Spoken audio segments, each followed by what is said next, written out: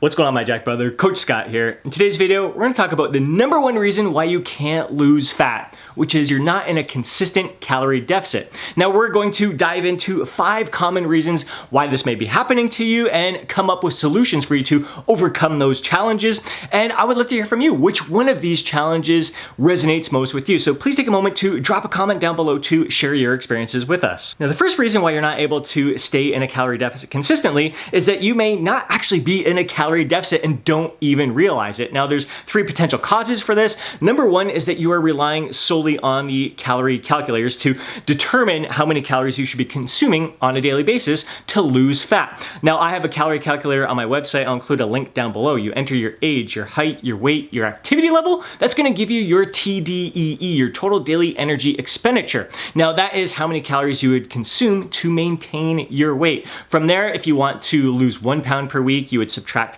500 calories from that. If you want to lose 2 pounds per week, you would subtract 1,000 calories from that. Now this is just an estimate. These are not perfect tools to gauge how many calories that you need to consume to maintain your weight. And maintenance level calories, I mean, how many calories you burn on a daily basis is always in flux. Maintenance is more of a range. It's all going to depend on, like, some days you may sit more than others. Some days you may fidget more than others. Some days you may consume foods that actually burn more calories through the digestion process. So there's so many different factors that go into play when it comes to the amount of calories that you are burning per day. So this is just an estimate, and it's up to you to kind of follow that calorie intake consistently for at least a week or 2 and see how your body responds. Now, if you subtract 500 calories from your TDEE, you're consistently hitting that calorie target every single day for 2 weeks, and you're only losing maybe half a pound per week. Chances are you need to reduce the calories a little bit more.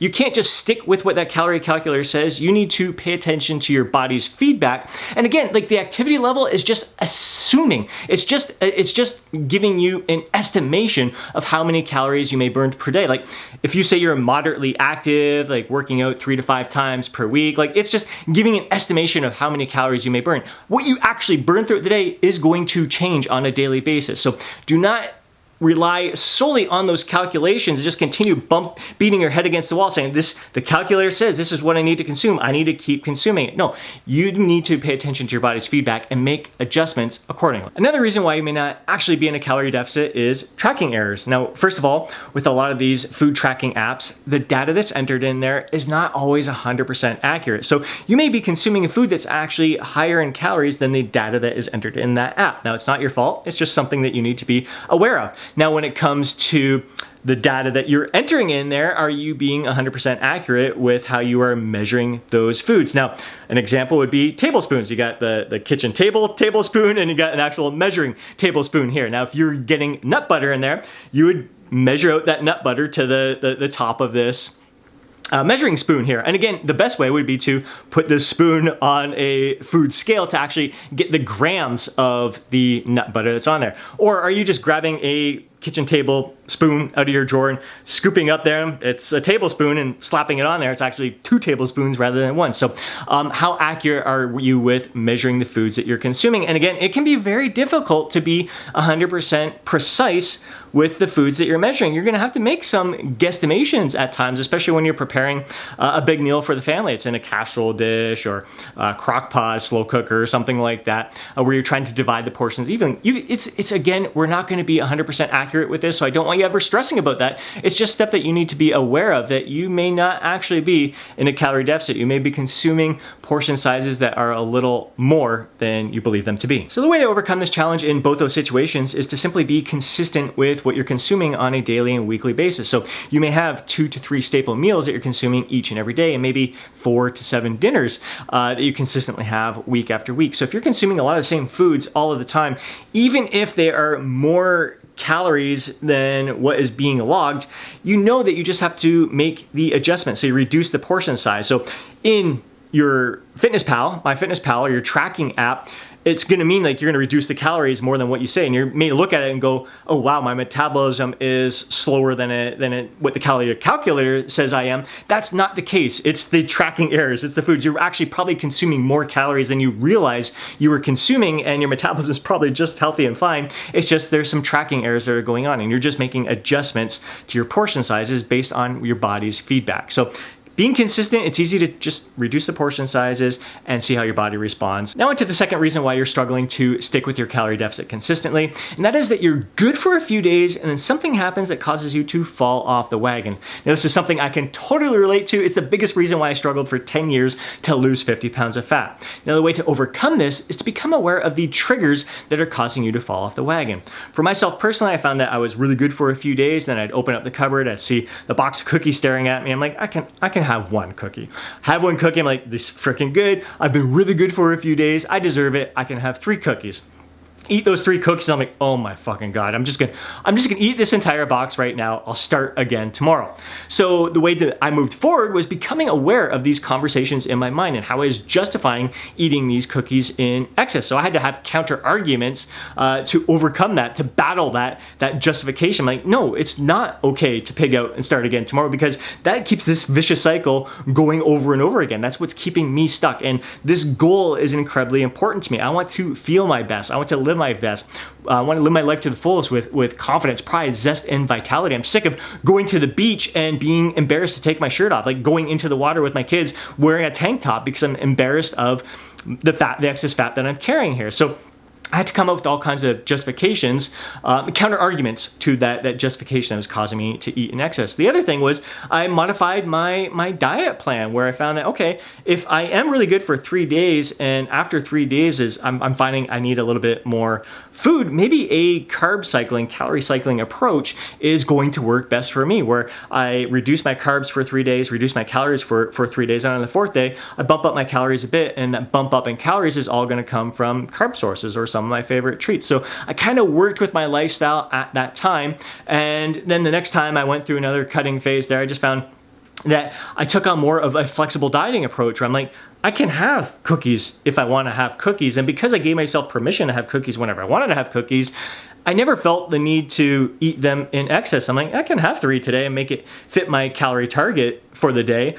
I don't need to eat the entire box, because tomorrow I can have 3 cookies if I want to have 3 cookies again tomorrow. So the flexible diet approach worked for me that time around. So just becoming aware of again, your lifestyle, what's going to suit you best. And for me personally, like, I don't have junk in the house, treats, whatever you want to call it. I don't have a lot of highly processed foods in my house right now, because I know the temptation, if it's there, I'm likely gonna grab it. So I just remove temptations as much as I can from my lifestyle. That has helped me tremendously as well. Now into reason number 3 why you're struggling to consistently stick with your calorie deficit. It's very similar to reason number 2, and that is that you are really good with your diet during the week, and then on the weekends you fall off. Now a big reason for this is there's just more events and social gatherings on the weekend, so there's more temptations. Even when you're out in your backyard doing some yard work, a lot of your neighbors are off that day as well. If they're outside in the backyard, they might be, hey, come on over for a beer. So there's a lot more temptations on the weekend that you have to overcome, a lot more challenges that you have to overcome and really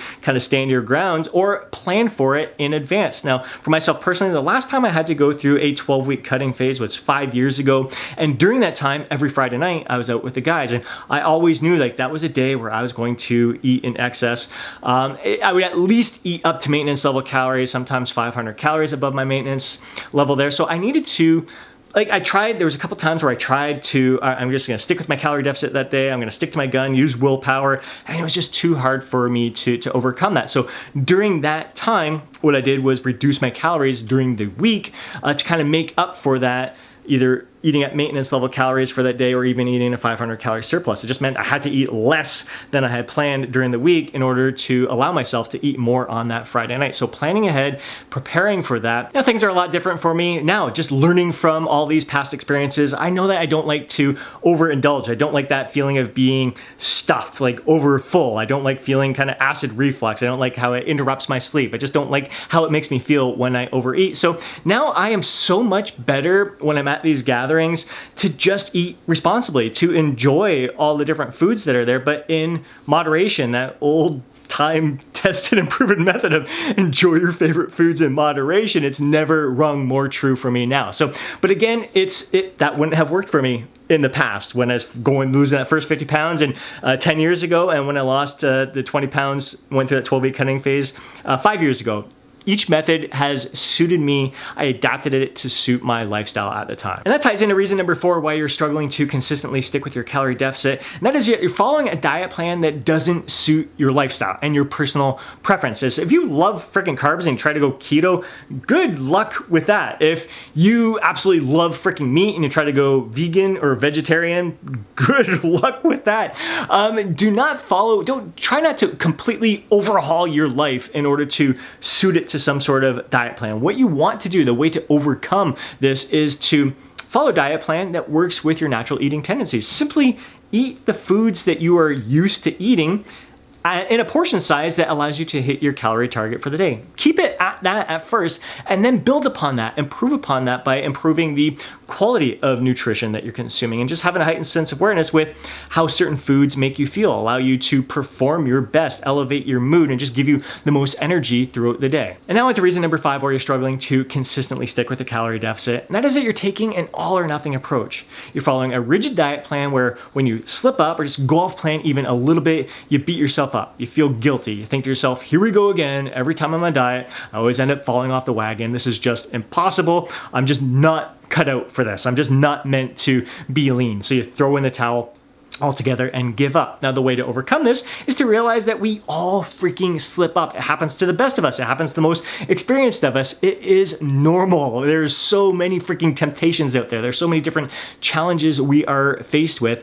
You got to cut yourself some slack. You got to be kind to yourself here. And more importantly, like, learn and grow from the process. Again, kind of become aware of what were the triggers in this situation that caused you to slip up or go off plan. But even better is to kind of view it that you didn't actually slip up. Like, I personally like to view my calorie intake on a weekly basis. So if I'm aiming for 2,000 calories per day, that would work out to be 14,000 calories for the week. So if I happen to slip up for the day and instead of eating 2,000 calories, I ate 2,500 calories, that's not the end of the world. I can reduce my calories the remainder of the week to make up for that balance. So there is no slipping up. There is no right or wrong. There's no reason to beat yourself up. It's just learn from that experience. How can you move forward in the future? When that happens again, how can you be better prepared to handle that situation? Maybe you handle it exactly the same and you just reduce your calories for the rest of the week, and just don't beat yourself up. Don't feel guilty. It's all par for the course. Just learn and grow through the experience. And now I'd love to hear from you. Which one of these 5 reasons is preventing you from consistently sticking with your calorie deficit? Please take a moment to drop a comment down below to share your experiences. Let me know if this video resonated with you. If you enjoyed this video, please do me a favor and smash that thumbs up button. I'd really appreciate it. If you want to see more videos like this, be sure to subscribe to the channel and hit that alert button so you're notified each time I upload a video. If you know a fellow bro who would benefit from watching today's video, please do me a favor and share it with them. Before you go, don't forget to download your free guide, Lose Fat, Get Jacked. Have yourself an amazing day. Catch you in the next video.